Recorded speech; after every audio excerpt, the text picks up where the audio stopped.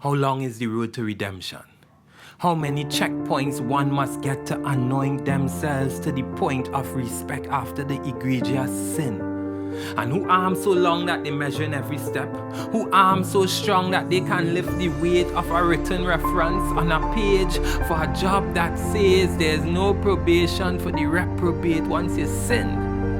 You're in a stained state, sunk to depths, past every shame known to man. Best dunk yourself. Even if you change your clothes, you reek of skunk and hell. Woe unto the mistake maker, but lo and behold, the forgotten soul of the one who get catch.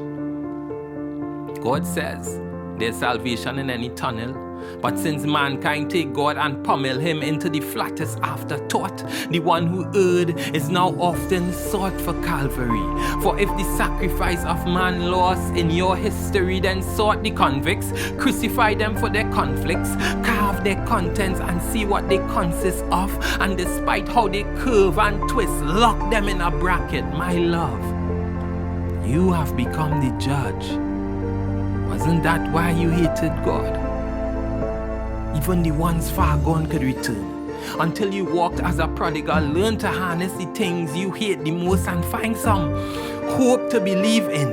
Every correctional facility can reveal wins for the ones who lost in all their life.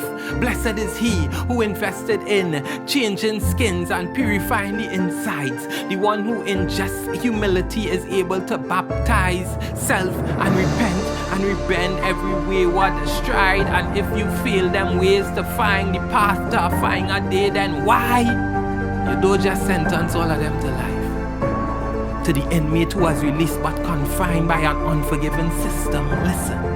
The road to redemption is a winding one lined by some with tongues as bull pistols. But listen, between the thicket there is a little bit of mercy.